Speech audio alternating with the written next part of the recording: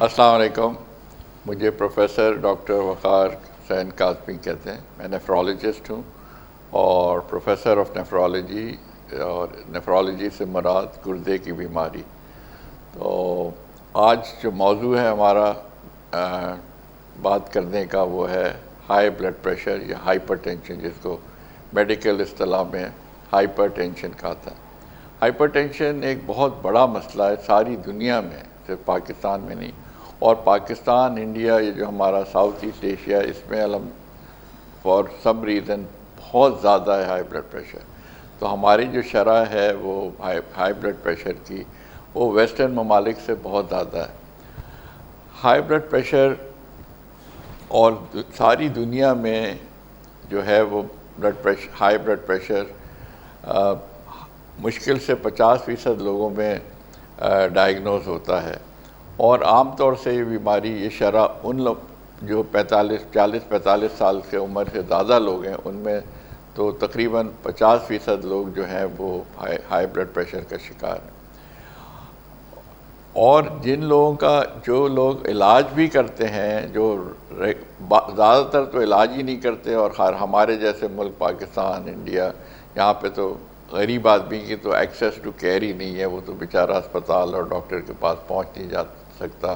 علاج مہنگا ہے، ڈاکٹروں کی فیس بہت زیادہ ہے، دوائیاں، ٹیسٹ بہت مہنگے ہیں.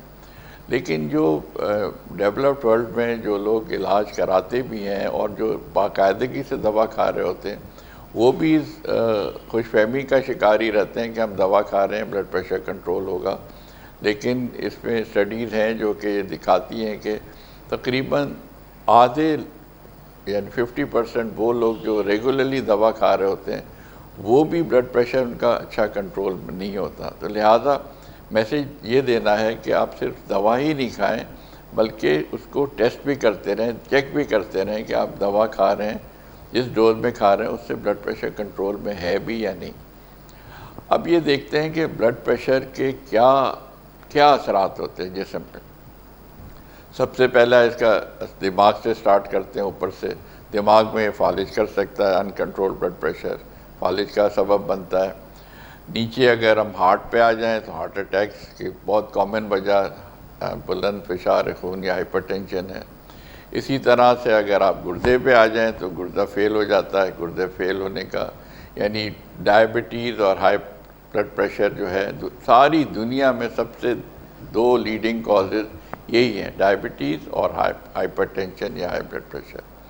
نیچے اگر ٹانگوں کی طرف آ جائیں تو زخم ہو جاتے ہیں، اور جو کیا نام ہے، جس کو ہم پیریفرل آرٹیریل ڈیزیز کہتے ہیں، تو وہ دوران خون نیچے ٹانگوں کی طرف کم ہو جاتا ہے، اس سے زخم وغیرہ ہو جاتے ہیں. تو یہ جو ہے آپ نے دیکھا کہ بلڈ پریشر جو ہے یہ بہت ہی ایک سیریس مسئلہ ہے، جس کو بہت سی، اور آنکھوں کا میں بھول گیا، آنکھوں میں بلائنڈنیس کا بھی ایک بہت بڑا ریزن ہے. تو آپ دیکھیں کہ کتنے آرگنز کو یہ ٹارگٹ آرگنز اس کے کتنے، اور جو ڈیمیج کر سکتا ہے.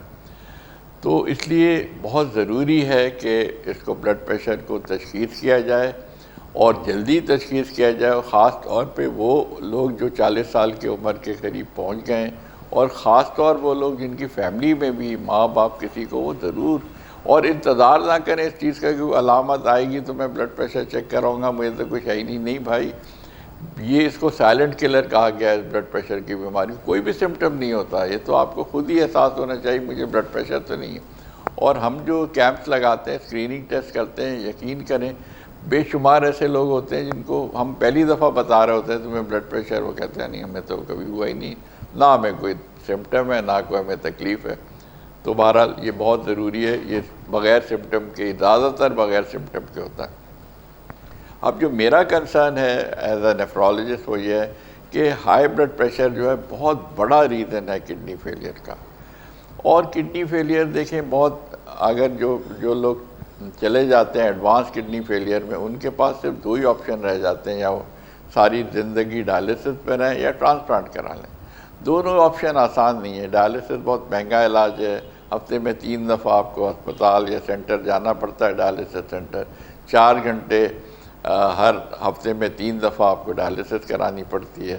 تو وہ بھی کوئی آسان کام نہیں ہے. ٹرانسپلانٹ کے لیے ڈونر کہاں سے آئے گا، کڈنی کون دے گا، اگین کوئی آسان کام نہیں ہے. تو زیادہ بہتر یہ نہیں کہ ہم بچیں اس سے کڈنی فیلئر سے. تو ہمارا ساری دنیا ایون امریکہ جیسا ملک اب دوبارہ گھوم پھر کے پریونشن پہ آ رہے ہیں. پریونٹ کرو کڈنی فیلئر. اور پریونٹ کیسے کیا جا سکتا ہے؟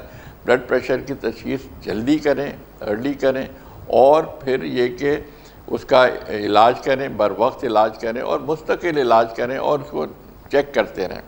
ہمارا ثواب kidney care and dialysis centre الحمدللہ میں نے سب سے پہلا فوکس اور زیادہ فوکس میرا پریونشن آف کڈنی فیلئر، یعنی گردے کو ناکارہ ہونے سے بچائیں.